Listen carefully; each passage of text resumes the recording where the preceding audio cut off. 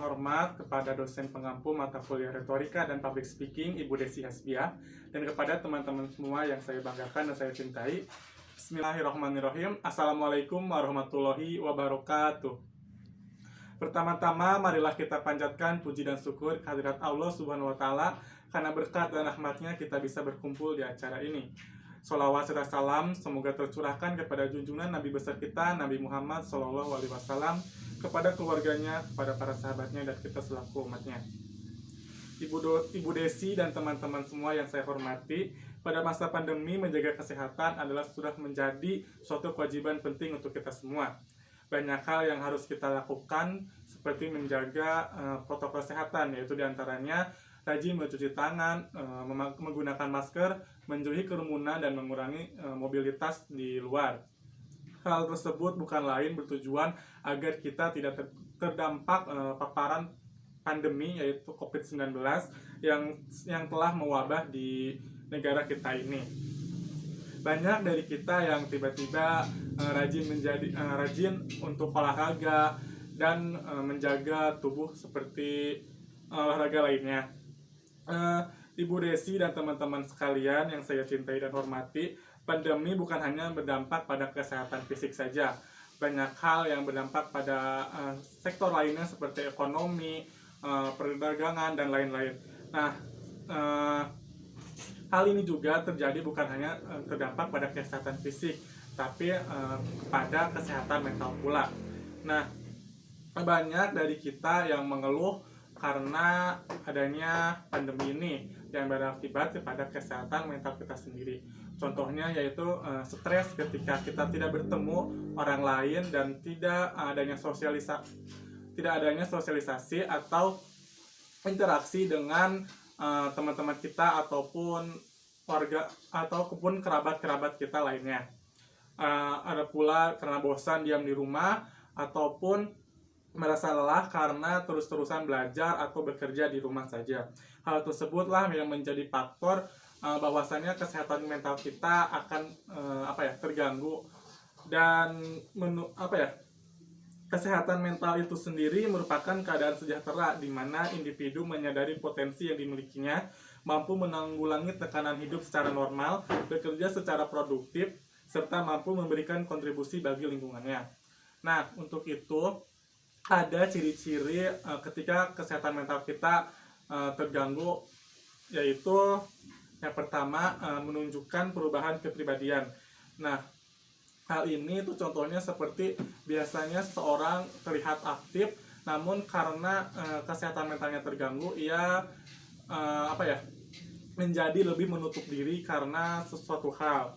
Nah, lalu yang kedua, mengalami kecemasan, marah, dan perubahan suasana hati yang tiba-tiba. Nah, seperti contohnya itu tidak bisa mengontrol amarah dan kecemasan. Lalu yang ketiga, menarik diri atau mengasingkan diri dari lingkungan sosial. Nah, karena pandemi ini berdampak seperti kita harus diam di rumah dan tidak adanya interaksi, hal tersebut akan menjadi kebiasaan, sehingga untuk bertemu seseorang terkadang akan merasa berbeda. Hal inilah yang menyebabkan kesehatan mental kita terganggu dan menyebabkan kita untuk bisa menarik diri untuk mengasingkan diri dari orang lain. Lalu yang keempat yaitu merasa putus asa atau kewalahan dalam keseharian. Merasa diri adalah orang yang sangat terpuruk atau paling sial dalam kehidupan ini, dan pikiran itu terus ada sampai seorang remaja tidak dapat berpikir jernih dan susah untuk berkonsentrasi. Nah, hal tersebutlah yang menjadi faktor kesehatan mental kita terganggu pada masa pandemi. Maksudnya ciri-ciri yang menjadi kita bisa mengetahui kesehatan mental kita terganggu. Nah, untuk itu ada beberapa hal yang bisa kita lakukan untuk menjaga dan memperbaiki kesehatan mental kita, yaitu contohnya dengan yang pertama, mengelola stres. Nah, hal ini bisa dilakukan dengan beberapa hal, seperti berolahraga atau bermain kecil-kecil di luar ruangan, dan ataupun bisa jadi melakukan meditasi. Lalu yang kedua, tetapkan tujuan yang realistis. Nah, contohnya ini yaitu kita harus tidak boleh menyimpan ekspektasi terlalu tinggi terhadap harapan-harapan kita.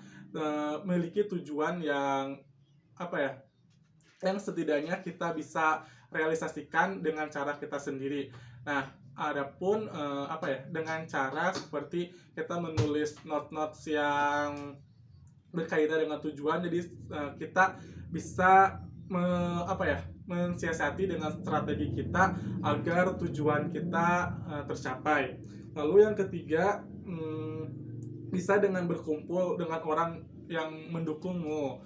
Nah, ini meskipun di pandemi ini kita dikurangi untuk apa ya, untuk bersosialisasi dengan orang lain, namun pilihlah teman-teman atau kerabat-kerabat kita yang setidaknya bisa mendukung kita agar kita tidak apa ya, mental kita tidak terganggu.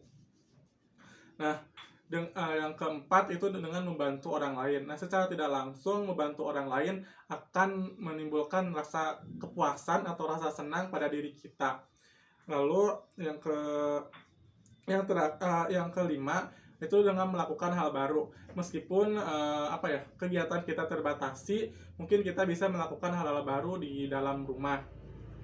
Seperti belajar bahasa baru ataupun mendekorasi kamar kita atau yang lainnya. Lalu yang terakhir yaitu merawat kesehatan tubuh. Nah, hal ini bisa dilakukan dengan olahraga ataupun dengan hal-hal yang bisa merawat diri kita gitu, seperti tidak merokok, tidak minum minuman keras dan lain-lainnya. Nah, sekian yang bisa saya sampaikan.